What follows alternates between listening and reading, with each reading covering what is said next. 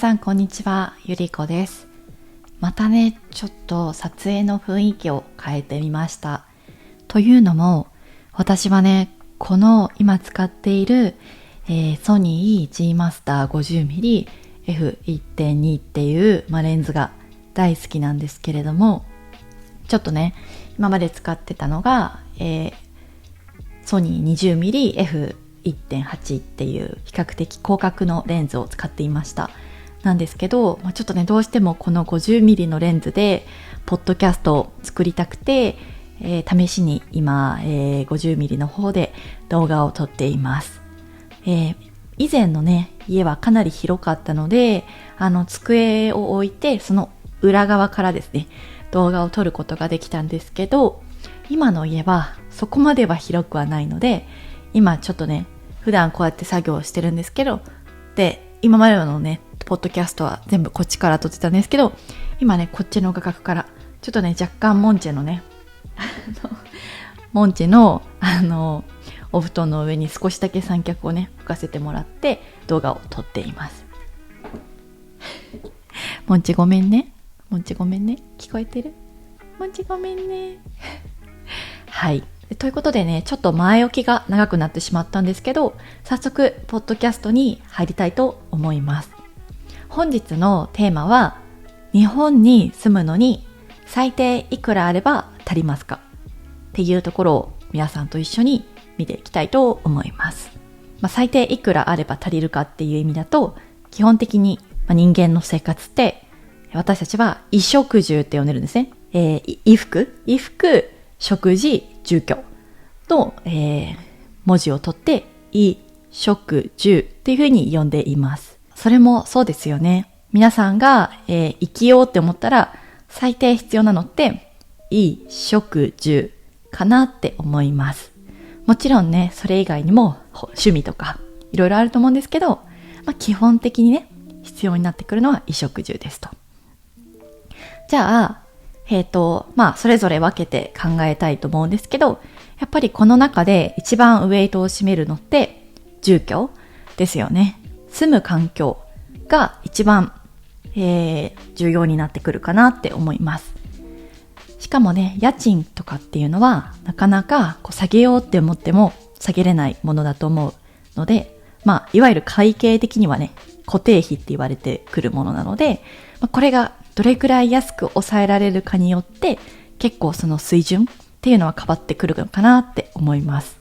調べていたらちょっとね、面白いことが分かってですね、実は日本では健康で文化的な住生活を送るのに必要不可欠な広さっていうものが定義されています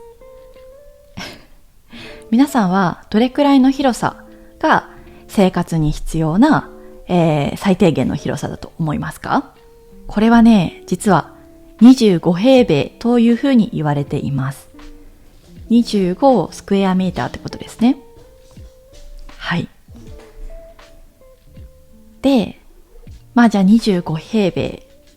の家を仮に見たときに、家賃相場が低いランキングっていうのがあって、第1位は、これ東京の話ですね。東京の中では足立区というふうに言われています。で、足立区のどうしたの？で、東京の中で足立区が一番、家賃相場が低いというふうに言われてるんですけど、この足立区の平均家賃は、なんと68,880円と言われています。で、平均築年数は16年ですね。一応第2位は、葛飾区、いわゆるこち亀に出てくる葛飾区ですね。これも69,611円となっていて、平均築年数は足立区の半分の8年。で、それから3位が江戸川区で70,338円で、平均築年数が19年と比較的ね、築年数は深めになっています。外国人の方は知らない方も多いと思うんですけど、日本人のイメージとしては足立区ってなんて言うんだろう。ちょっとね、治安が若干ね、悪いイメージはちょっとあります。なので、足立区安くていいと思うんですけど、女性にはね、ちょっとおすすめしないかもしれませんね。あとは、小学校とか、足立区の小学校じゃない方がもしかしたらいいかもしれません。はい。なのでちょっとね、独身の男性だったら足立区で OK だと思いますけど、女性とかね、お子さんをちょっと比較的安全なところで育てたいとか、比較的ね、トラブル少なく子供を育てたいっていう方には、足立区以外のところに住むことをお勧めしますね。で、東京23区っていう風に言われる、場所があるんですね。いわゆる皆さんがイメージする東京っていうのは23区と言われています。例えば渋谷とか新宿とか池袋とか、あとはなんて言うんですかね、品川とか、あと品川、東京とか、そういう、あと六本木とか、そういったエリアっていわゆる23区って言われてる、東京の中でね、かなり、大都市ですと。で、その23区の中で一番高いとされてる家賃は、港区で14万1428円というふうに言われています。でね、この港区っていうのは、港区女子とか港区おじさんっていうね、言葉がある通り、ちょっとね、リッチな人たちが住んでいるエリアです。例えばね、六本木とか、そういうところなんですけど、イメージ的にはね、お金持ってるおじさんと、すごく綺麗な女の人がたくさんいるようなエリアになっています。全然そうじゃなくて、お金持ちのね、海外の方も住んでたりもしますんですけど、一般的にね、港区はかなり高い家賃になっています。平均家賃が14万ってかなり高いですよね。足立区6万円なのに。ちなみに25平米って、皆さんどんな想像してもらうかわかんないんですけど、結構本当に狭いかなって思います。イメージ的にはどれくらいなんだろう。でも本当にベッドと机置いたらもう終わりって感じですね。結構ね、友達とか呼ぶときとかは困っちゃうかもしれないですね。なかなか友達呼んでやっぱね、ベッドに座ってもらうしかないかなみたいなくらいの狭さになってくるので、なかなか狭い環境ですよね。海外だともちろん家賃も高いんですけど、それなりに広さがあるイメージがやっぱりあります。ただ日本の場合、その6万円とかで、かなり狭い家になってくるので、ちょっとね、アメリカの方とか、体が大きいね、北欧の方とかね、ちょっとね、狭いなって感じちゃうんじゃないかなって思ったりします。でですね、じゃあ家賃が、6万円だとしましょう。それ以外に必要なのっていうのは食事ですよね。次、食事ですね。食事はこれは私の例なんですけど、私のおばあちゃんは食事は夫婦2人で月に3万円って言っていました。1日1000円まで使っていいっていうルールをおばあちゃんの中で、設けて、1000円の中で絶対にやりくりするっていうことをしていました。なので一人暮らしだったら1万5000円ぐらいかなって思います。私自身はそうですね、私もね、自炊することが多いんですけど、だいたい1週間にね、多分7500円くらいかな。もしくは、週によっては5000円くらいの週があって、だいたい2万円からね、3万円くらいなのかなって思います。一応ね、ネットで平均的な食費について調べてみると、4万円近い金額だったんですけど、これはね、結構外食する人が多いからなのかなって思っています。確かにね、日本のコンビニとかってだいたい500円くらいでね、美味しいご飯食べれますよね。お弁当とか。だから結構それを毎日だと1万5000円ぐらいいっちゃうじゃないですか。なので、4万円ぐらい食べる人っていうのは結構そういうお昼とかちょっとした買い物コンビニですることが多いのかなって思ったりします。なので皆さんがね結構自炊するタイプなら全然そんなには必要ないのかなって思います。結構 YouTube とかでも、食費節約っていう風に調べると月にね1万円から1万5千円ぐらいで生活してる人も結構います。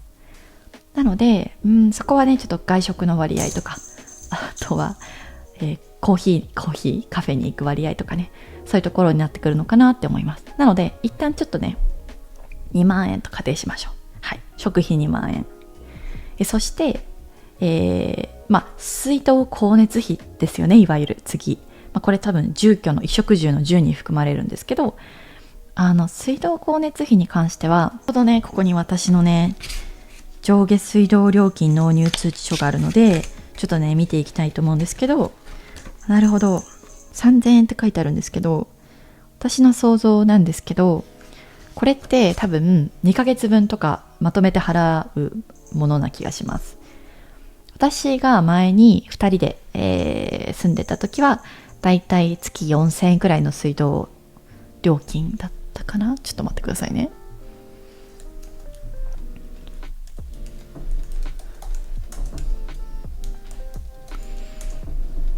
一人暮らしの平均は月だいたい1488円、1500円から2500円ですってありますね。そう。なので、月ね、水道光熱費のうち水道費っていうのはだいたい1500円から2500円ぐらいになってくるかなって思います。はい。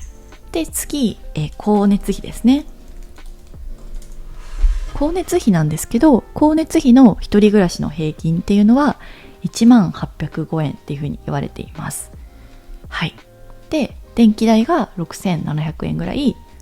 ガス代が3500円ぐらいになっています。はい。もちろん特に光熱費の方は季節によってね、かなり変動があるかなって思うんですけど、確かにだいたい1万円くらいかなって思います。で、ちょっとね、今までの話整理すると、家賃6万円です。食費2万円です。水道光熱費が1万、2000円です。で換算すると、私会計士なんですけど、会計士って電卓使うので、私は正直大丈夫？もち大丈夫？私はね暗算は得意じゃないです。6万円プラス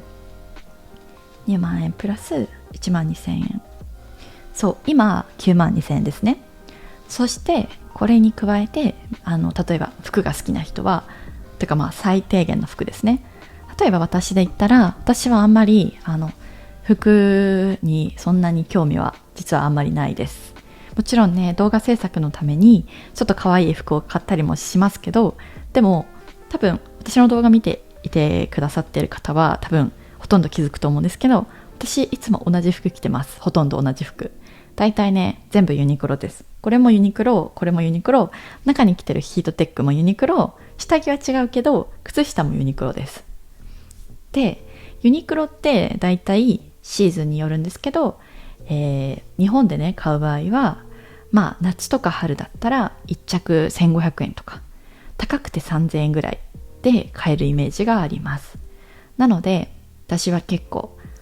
春夏秋冬のシーズンにだいたい1万円から1万5千円ぐらいの買い物をユニクロでします。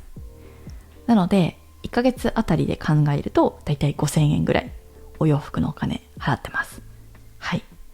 で、さっきの 9万2千円に足すと、9万7千円ぐらいですね。じゃああとどんなことにお金使うかって言ったら、多分ねあとは娯楽になってくるかなって思うんですけど、例えばね東京に住んでいる場合には交通費がねやっぱかかってきますよと。でもだいたいそんなに高くはないかな。だってニューヨークのメトロとか300円とかしたけど、そこまで高くないと思う。日本のメトロはもちろん距離によりますけど、あとは例えばちょっとねたまにはいい豪華なディナーに行きたいとか、あとは本を買いたいとか、趣味があるとか、そういうことをもろもろ含めて、例えばじゃあお小遣いが、月3万円ぐらいだとすると、1日1000円使っていいっていう家庭ですね。だとすると、だいたい12万円とか、12万2000円とか、これ理論値ですけどね。はい、になっています。っていうのも、皆さんが知ってるか知らないかわからないんですけど、だいたいね、日本の、20からね、日本の20代の平均年収っていうのは300万円ぐらいで、平均的な手取りですね、税金を引いた額っていうのは、だいたい250万円ぐらいって言われてるんですね。つまり手取り額で言うと、月にね20万円ぐらい、平均ですよ、これ平均して20万円ぐらい、手元にお金が残りますと。で、20万円のうち20万円使ったらやばいじゃないですか、普通に考えて。なので貯金する人もいるだろうし、最近だとさすがに全部は使わないと思うんですよね。なので本当にだいたい東京に住むのに15万円とか手取りでねあれば、別に最低限普通の生活っていうのはできたりするんじゃないかなって思います。もちろん、頑張って探そうと思えばもっと安いね家っていうのも見つけられると思いますし、もっとね安い、節約術とかもあると思うんですけど、結構そんなに無理せず平均的な、東京での暮らしっていうのを前提にすると、だいたい15万円あれば比較的普通の生活ができるんじゃないかなって私は思います。本当にこれはねちょっとねいつか別のトピックにして話したいなって思うんですけど、本当に日本ってバブルが崩壊して、このね30年間ね本当に経済があまり良くないんですね。で、失われた30年間っていわゆるね失われた30年間っていう風に言われてるんですけど、30年前はその世界の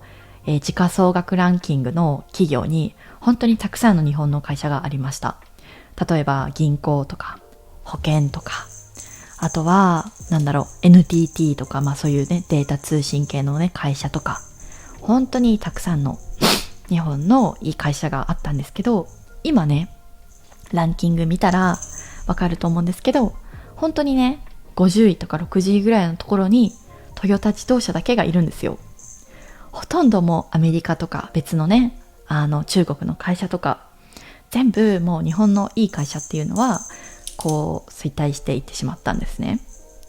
でも私たちのねじゃあ生活が変わったか、仕事をする人がいなくなったからそうだったのかとか、いろいろ考えても本当にみんな、頑張って働いているように思います。残業もね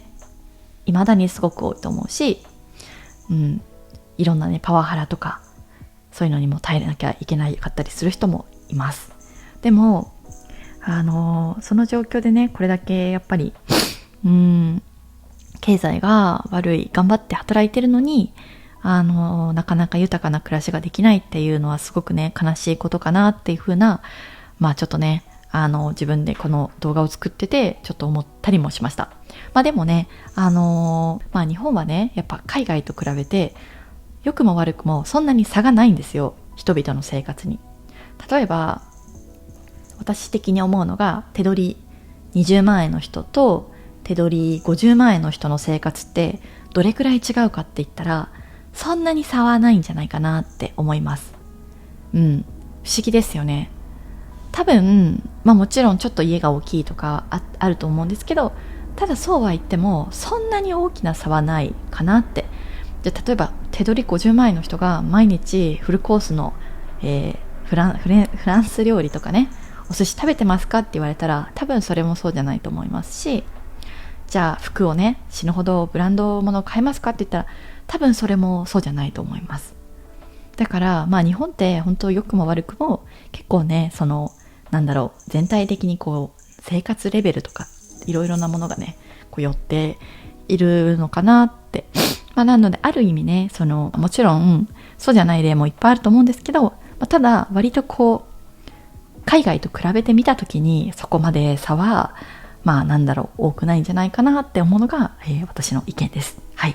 今日もね、長々と話してきたんですけど、最後までね、動画を見てくれてありがとうございました。またこのチャンネルでは、皆さんがね、日本に関して知りたいトピックについて、ポッドキャストでお届けしていますので、ぜひね、